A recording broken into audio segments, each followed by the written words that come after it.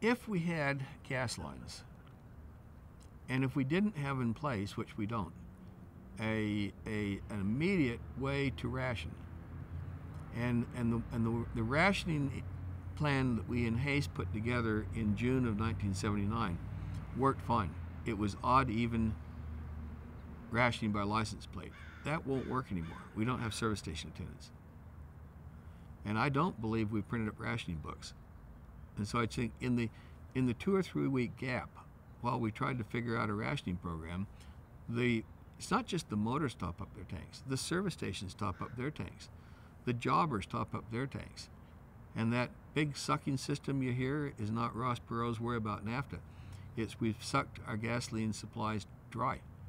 And once the tanks are empty, there's no conceivable way, unless we went on a busman's holiday for 3 months and just said no one drives, no one's going to disgorge their tank. And then within a short period of time, there are no cars on the road. The shelves are empty. And we're basically going back to living like our great-grandparents did. The energy business is overwhelmed with data. It's probably one of the most data-intensive industries on Earth. And for years, I've tried to understand where does the data come from, and how reliable is it? And let me just start with our reported proven reserves. When you see proven, it has a certain, semblance of, like, I've been in the vault, I'm the auditor, there are 10 bars of gold. 99% of our proven reserve reports have never had an audit. In the Middle East, they got in an arms race of trying to argue on setting quotas on who had the most proven reserves. And so Kuwait's reserves went from 30 to 90 billion with a stroke of a pencil. The UAE, 30 to 90 billion. Iraq, same number. Iran, same number. Venezuela did the same thing. Finally, Saudi Arabia, who in 1980 had already boosted their reported proven reserves from 110 to 160, they were the laggard. I said, 160? No, it's 260. And then those numbers, they're reported every year. BP reports them in their data book. The Oil and Gas Journal reports them in their data book. They stay static for 2 decades. And no one ever basically wondered, gosh, how come they produce all this oil and they always stay the same? And if they were occasionally asked, they said, we have a program. We always basically, drill enough new wells to keep static.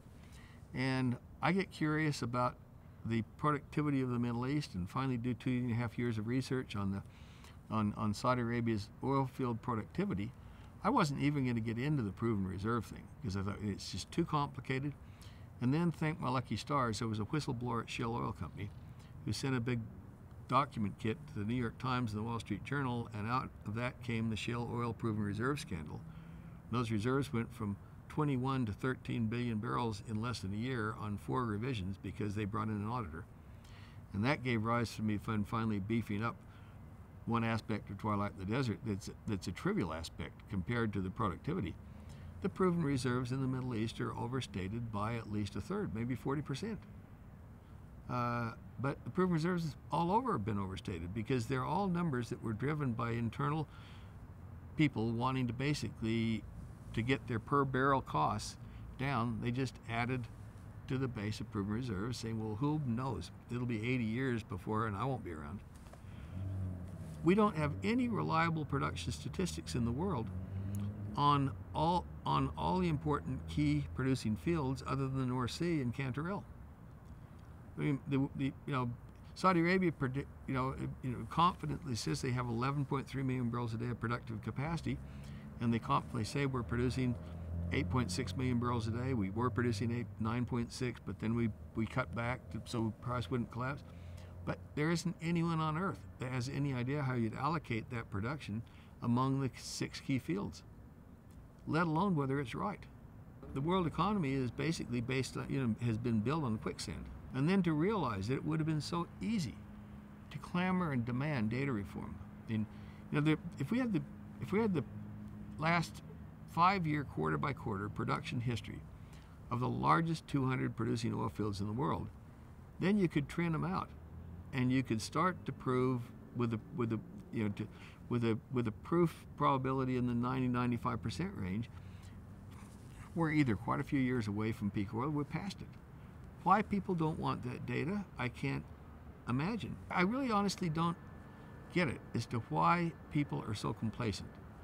And I guess it's because we've gone so long with the market so well served that we just cannot conceive that that won't go on forever. Why wouldn't the major oil company leadership, if they really understood this, step up to the plate and say, look, we're not stupid.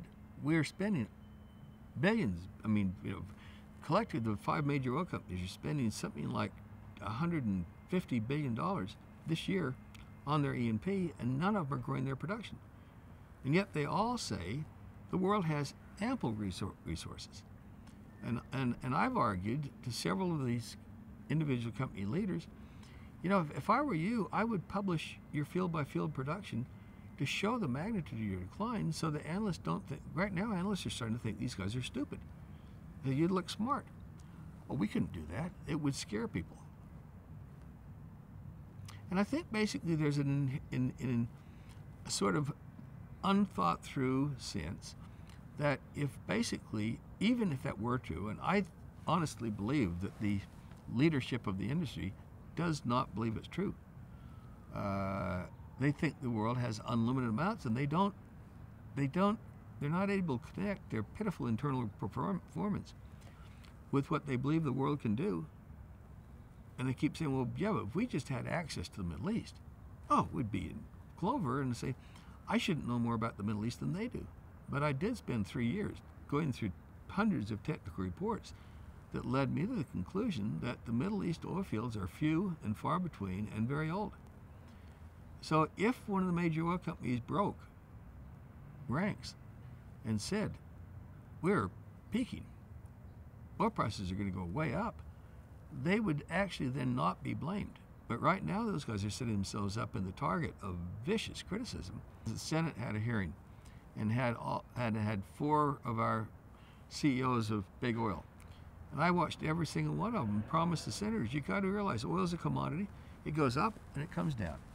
This is just a temporary sort of tightness because we had some refineries that had to shut down, and hedge funds are setting the price up. And don't worry, very shortly we'll be back to $30 oil. And I thought, why would you say that? They don't have any idea why prices are up. And there's nothing, in my opinion, that was going to lead to prices coming down. The CEO of Exxon and the CEO of Shell, both at this program in Calgary, said $70 oil is it's a spike, it's totally unsustainable.